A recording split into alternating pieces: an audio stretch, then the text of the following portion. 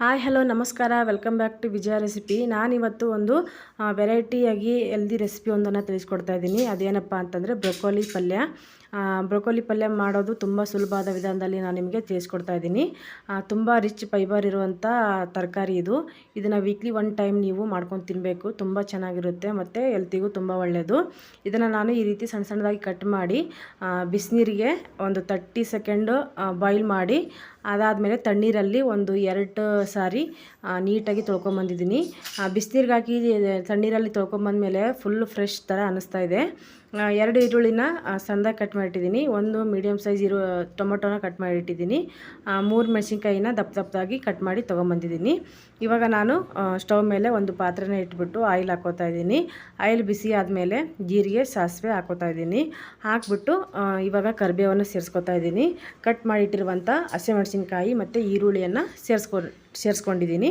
ಸೇರಿಸ್ಕೊಂಬಿಟ್ಟು ಅದು ಸ್ವಲ್ಪ ಈರುಳ್ಳಿ ಕಲರ್ ಚೇಂಜ್ ಆಗಬೇಕು, ಅಲ್ಲಿವರೆಗೂ ನೀವು ಫ್ರೈ ಮಾಡ್ಕೋಬೇಕು. ಫ್ರೈ ಮಾಡಿದ್ದಾದಮೇಲೆ ಟೊಮೊಟೊನ ಸೇರಿಸ್ಕೋಬೇಕು. ಟೊಮೊಟೊ ಸ್ವಲ್ಪ ಚೆನ್ನಾಗಿ ಸಾಫ್ಟ್ ಆಗಲಿ ಅಂತ ಹೇಳ್ಬಿಟ್ಟು ನಾನು ಸ್ವಲ್ಪ ಒಂದು ಚಿಟಿಕೆ ಆಗುವಷ್ಟು ಉಪ್ಪನ್ನು ಸೇರಿಸಿ ಫ್ರೈ ಮಾಡ್ಕೊತಾ ಇದ್ದೀನಿ. ಟೊಮೊಟೊ ಸಾಫ್ಟ್ ಆದಮೇಲೆ ನಾವು ಒಂದು 30 ಸೆಕೆಂಡ್ ಬೇಯಿಸಿ ವಾಶ್ ಮಾಡಿ ತಂದಿರುವಂಥ ಬ್ರೊಕೋಲಿಯನ್ನು ಇವಾಗ ನಾನು ಸೇರಿಸ್ಕೊತಾ ಇದ್ದೀನಿ. ಸೇರಿಸ್ಬಿಟ್ಟು ಚೆನ್ನಾಗಿ ಒಂದು ಒಳ್ಳೆ ಮಿಕ್ಸನ್ನು ಮಾಡಬೇಕಾಗುತ್ತೆ. ಮಿಕ್ಸ್ ಮಾಡ್ತಾ ಇರಿ. ನೀರನ್ನು ಯಾವುದೇ ಕಾರಣಕ್ಕೂ ಸೇರಿಸ್ಕೋಬೇಡಿ. ನಿಮ್ಗೇನಾರ ಇದೆಲ್ಲ ಮಿಕ್ಸ್ ಮಾಡಿದಾದಮೇಲೆ ಇದು ನೀಟಾಗಿ ಬೇಯಲ್ಲ ಅಥವಾ ಬೆಂದಿಲ್ಲ ಅಂತ ಅನಿಸಿದರೆ ಒಂದು 1/2 ಕಪ್ ಸಣ್ಣ ಟೀ ಲೋಟದಲ್ಲಿ ಒಂದು 1/2 ಕಪ್ ಆಗುವಷ್ಟು ನೀರನ್ನು ಹಾಕಿ ಆ ನೀರು ಹಿಂಗೋವರೆಗೂ ನೀವು ಬೇಯಿಸ್ಕೋಬೋದು, ಏನು ತೊಂದರೆ ಇಲ್ಲ. ನಾನು ನೀರೇನು ಹಾಕ್ತಾಯಿಲ್ಲ, ಹಂಗೆ ಬೇಯಿಸ್ಕೊತಾ ಇದ್ದೀನಿ. ಒಂದು ಚಿಟಿಕೆ ಆಗುವಷ್ಟು ಅರಿಶಿನ ಸೇರಿಸ್ಕೊಂಡಿದ್ದೀನಿ. ಇದನ್ನು ನೀವು ಸೈಡ್ ಡಿಶ್ ಆಗಿಯೂ ಬಳಸ್ಕೋಬೋದು. ಅನ್ನ ಸಾಂಬಾರು ಮಾಡಿರ್ತೀರ, ಆ ಸೈಡ್ಗೆ ನೀವು ಈ ಬ್ರೊಕೋಲಿ ಪಲ್ಯನ ನೆಂಚ್ಕೊಂಡು ತಿನ್ಬೋದು. ಇಲ್ಲ ಬಿಸಿ ಬಿಸಿ ಚಪಾತಿ ರೊಟ್ಟಿಗೂ ನೆಂಚ್ಕೊಂಡು ತಿನ್ಬೋದು. ಮಕ್ಕಳಿಗೂ ನೀವು ಸೈಡ್ ಡಿಶ್ ಆಗಿ ಒಂದು ಮಾಡಿಬಿಟ್ಟು ಒಂದು ಬಟ್ಲಲ್ಲಿ ಹಾಕ್ಕೊಟ್ರೆ ಅವರು ತಿಂತಾರೆ.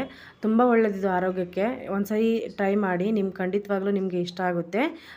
ವೀಕ್ಲಿ 1 ಟೈಮ್ ಆದರೂ ನೀವು ಮಾಡಿಕೊಂಡು ತಿನ್ನಿ, ಆರೋಗ್ಯಕ್ಕೂ ತುಂಬ ಒಳ್ಳೆಯದು. ನೋಡಿ ಫ್ರೆಂಡ್ಸ್, ಇವಾಗ ನಾನು ಮುಚ್ಚಳವನ್ನು ಮುಚ್ಚಿ ಬೇಯಕ್ಕಿಟ್ಟಿದ್ದೆ. ಒಂದು 5 ನಿಮಿಷ ಆದಮೇಲೆ ಮುಚ್ಚಳ ತೆಗೆದುಬಿಟ್ಟು ಮತ್ತೆ ವಾಪಸ್ಸು ಮಿಕ್ಸ್ ಮಾಡ್ಕೊತಾ ಇದ್ದೀನಿ. ಇದೇ ರೀತಿ ನೀವು ಮಾಡ್ಕೊಳ್ಳೋದು. ತುಂಬ ಸಿಂಪಲ್ ಇದು, ವೆರಿ ಸಿಂಪಲ್ಲು. ಆ ಬ್ರೊಕೋಲಿ ನೋಡಿದರೆ ನಮ್ಗೆ ಅನಿಸುತ್ತೆ, ಅಯ್ಯೋ ಇದನ್ನ ಹೇಗಪ್ಪ ಮಾಡ್ಕೊಂಡು ತಿನ್ನೋದು ಅಂತ ಅನಿಸುತ್ತೆ. ಅದರ ರೆಸಿಪಿ ಮಾತ್ರ ತುಂಬ ಸಿಂಪಲ್ಲು. ನೀವು ಹಾಗೆ ಕಟ್ ಮಾಡಿಬಿಟ್ಟು ಹಂಚಲ್ಲಿ ತುಂಬ ಸುಮ್ಮನೆ ಫ್ರೈ ಮಾಡ್ಕೊಂಡು ಕೂಡ ತಿನ್ಬೋದು. ತುಂಬ ಚೆನ್ನಾಗಿರುತ್ತೆ. ಈ ರೀತಿ ಪಲ್ಯ ಮಾಡ್ಕೊಂಡು ತಿನ್ಬೋದು. ಗ್ರೇವಿನೂ ಮಾಡ್ಬೋದು. ಮುಂಬರೋ ದಿನಗಳಲ್ಲಿ ನಾನು ಗ್ರೇವಿನೂ ಮಾಡಿ ತೋರಿಸ್ತೀನಿ ನಿಮಗೆ. ಇವಾಗ ನಾನು ಖಾರದ ಪುಡಿ ಮತ್ತು ಸ್ವಲ್ಪ ಗರಂ ಮಸಾಲ ಹಾಕ್ಕೊಂಡಿದ್ದೀನಿ. ಖಾರದ ಪುಡಿ ಸ್ವಲ್ಪ ಹಾಕ್ಕೊಂಡಿದ್ದೀನಿ ನಾನು. ಸುಮ್ಮನೆ ನಾನು ಸೈಡ್ ಡಿಶ್ಗೋಸ್ಕರ ಅನ್ನ ಸಾಂಬಾರು ಮಾಡಿದ್ದೀನಿ, ಅದಕ್ಕೆ ಸೈಡ್ ಡಿಶ್ ಆಗಿ ನಾನು ಇದನ್ನು ಉಪಯೋಗಿಸ್ಕೊಳ್ತಾ ಇದ್ದೀನಿ. ಅದಕ್ಕೋಸ್ಕರ ನಾನು ಸ್ವಲ್ಪನೇ ಖಾರದ ಪುಡಿ, ಒಂದು ಚೂರು ಗರಂ ಮಸಾಲ ಹಾಕ್ಬಿಟ್ಟು ಇವಾಗ ಚೆನ್ನಾಗಿ ಮಿಕ್ಸ್ ಮಾಡ್ಕೊತಾ ಇದ್ದೀನಿ. ಸೌಟಲ್ಲಿ ಹಿಂಗಂದು ನೋಡಿದರೆ ಅದು ಫ್ರೆಶ್ ಆಗಬೇಕು, ಚೆನ್ನಾಗಿ ಫ್ರೆಶ್ ಆಗಬೇಕು. ಆವಾಗ ನಿಮಗೆ ಅದು ಬ್ರೊಕೋಲಿ ಬೆಂದಿದೆ ಅಂತ ಅರ್ಥ. ಇವಾಗ ಚೆನ್ನಾಗಿ ಬೆಂದಿದೆ, ರೆಡಿ ಆಯಿತು ಪಲ್ಯ. ಇನ್ನೊಂದು ನಿಮಿಷ ನಾನು ಹಂಗೆ ಬೇಯೋಕ್ಕೆ ಬಿಡ್ತಾಯಿದ್ದೀನಿ. ಈ ರೀತಿ ನೀವು ಮುಚ್ಚಳನ ಮುಚ್ಚಿ ಬೇಯಿಸ್ಕೊಳ್ಳೋದ್ರಿಂದ ಬೇಗ ಬೇಯ್ತದೆ. ನೋಡಿ ಫ್ರೆಂಡ್ಸ್, ಇವಾಗ ರೆಡಿ ಆಯಿತು. ನಾನು ಸರ್ವ್ ಮಾಡ್ಕೊತಾ ಇದ್ದೀನಿ. ತುಂಬ ಚೆನ್ನಾಗಿತ್ತು. ತುಂಬ ಒಳ್ಳೆ ಹೆಲ್ದಿ ರೆಸಿಪಿ ಅಂತಲೇ ಹೇಳ್ಬೋದು. ನೀವು ಒಂದ್ಸರಿ ಟ್ರೈ ಮಾಡಿ, ನಿಮ್ಗೆ ಖಂಡಿತವಾಗ್ಲೂ ಇಷ್ಟ ಆಗುತ್ತೆ. ನೋಡಿದ್ರಲ್ಲ ಫ್ರೆಂಡ್ಸ್, ಬ್ರೊಕೋಲಿ ಪಲ್ಯ ಮಾಡೋದು ಹೇಗೆ ಅಂತ ತುಂಬ ಈಸಿಯಾಗಿ ನಿಮಗೆ ತಿಳಿಸ್ಕೊಟ್ಟಿದ್ದೀನಿ. ಇಷ್ಟ ಆಗಿದ್ದರೆ ಲೈಕ್ ಮಾಡಿ, ಶೇರ್ ಮಾಡಿ, ಕಮೆಂಟ್ ಮಾಡಿ. ಹಾಗೆ ನನ್ನ ಚಾನಲ್ಗೆ ಇನ್ನೂ ಯಾರು ಸಬ್ಸ್ಕ್ರೈಬ್ ಮಾಡಿಲ್ಲ, ಸಬ್ಸ್ಕ್ರೈಬ್ ಮಾಡ್ಕೊಂಡು ನೋಡಿ, ಸಪೋರ್ಟ್ ಮಾಡಿ. ಮತ್ತೆ ಸಿಗ್ತೀನಿ ಇನ್ನೊಂದು ವೆರೈಟಿ ರೆಸಿಪಿಯೊಂದಿಗೆ.